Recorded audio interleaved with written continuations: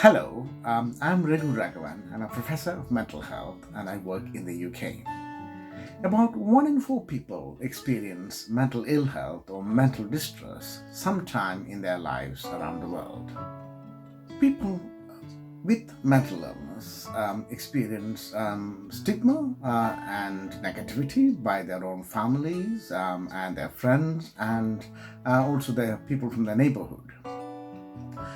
Mental ill health is also influenced by one's belief systems, their culture, and the socioeconomic factors surrounding that individual, and also discrimination that they may experience. In this first episode, I want to tell you a story as to how I came to the field of mental health. I have seen mental illness from very early age, from the age of 6 or 7, I think. My aunt had mental illness. She had bipolar disorder, to be specific. She was a well-known doctor who actually practiced in the Fort Hospital in Kochi in the 60s and 70s. And whenever she was ill, she used to come to her family home in Palakkad, and my mother looked after her during that period when she was severely ill. My aunt was highly manic, and she used to run around the house, dance around the house, and she used to run into the streets, and my mother had to actually bring her back home. But nobody said anything to her. People were very kind to her. Even though everybody in the neighborhood knew that she had some illness, people were very kind to her and always used to speak to her whenever she could actually talk to those individuals. And there were days when she would actually have a fight with my mother because of the fact that she is not eating or drinking, and my mother used to advise her to actually take meals and have enough fluids, etc.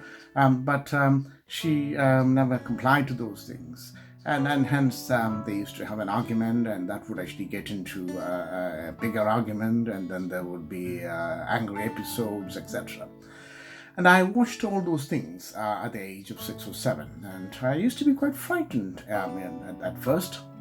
See why this is actually happening and what is the reason. Why is this person behaving in this strange manner? And I never understood, and nobody ever bothered to actually explain to me why she is like that. And none of my relatives or other people never said anything to me about her illness, apart from the fact that they used to tell me that she is not very well. And I did actually ask them as to what the illness was. And during those days, kids were never allowed to ask any questions. So obviously, the moment you actually asked a question about this illness, you were automatically asked to say, "Shut up! This is none of your business." So it was real havoc at times at home, and people never actually explained as to why these things were actually happening. I also had the opportunity to accompany her to the local hospital where she used to have electroconvulsive therapy or treatment. And there could be 3 or 4 or 5 episodes of those things, and I witnessed her coming home in a very drowsy mood, and then she used to recover from that. And then things get to normal in some ways, or episodes might actually recur again and again and again. She was also on a course of lithium, so my mother used to actually administer that medication to her every day. After about 3 or 4 months, she used to get back to normality in a sense, and then when she's actually feeling pretty fine, she would go back to Kochi and to be with her family. And after a while, she would start her practice at the hospital with the consent of the medical association. So I grew up with this, people talking about my own mental illness, my friends and my neighbors, and also my relatives as well. Why is she like that? And I always used to wonder, why is it actually happening? What is mental illness? Why is she behaving like this? What are the reasons for this? Why is she only having these episodes once in a while? And she was very well liked, a very intelligent person who was very popular doctor in Kochi. And why is she actually having this experience? She had a good family, well looked after and cared for, and all those things, and still having this experience of these strange behaviors. So I used to think, what are the causes of it? How can we actually help people with somebody with mental illness?